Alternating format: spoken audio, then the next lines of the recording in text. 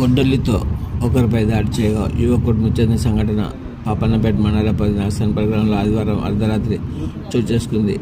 Papannapet SI Srinivas Goud కథనం ప్రకారం వివరాలు ఇలా ఉన్నాయి. నర్సన్పల్లి గ్రామం చెందిన షేర్ మహబూబ్ 35 సంవత్సరాలు టైర్ పంక్చర్ దుకాణం నడుపుకుంటూ జీవనం కొనసాగిస్తున్న అతని సోదరి సుల్తానా ఏడుపల్లి వద్ద చికెన్ షాప్ నిర్వహిస్తున్నారు.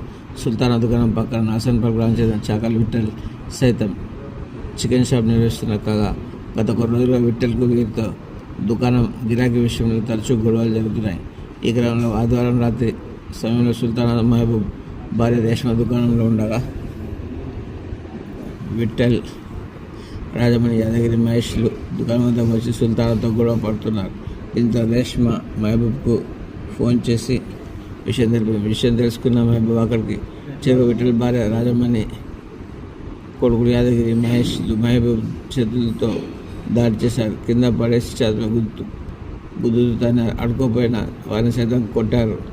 గాయాలైన మహబూబ్ని చికిత్స కోసం మెదక్లోని ప్రైవేట్ ఆసుపత్రికి తరలించారు. అక్కడ వైద్యులు పరీక్షించకపోటికే మృతి చెందారని, తన భర్త మృతికి కారణమైన నలుగురిపై చర్యలు తీసుకోవాలి. మృతుడి భార్య రేష్మ ఫిర్యాదు మేరకు కేసు నమోదు చేసుకుని దర్యాప్తు చేస్తున్నారు.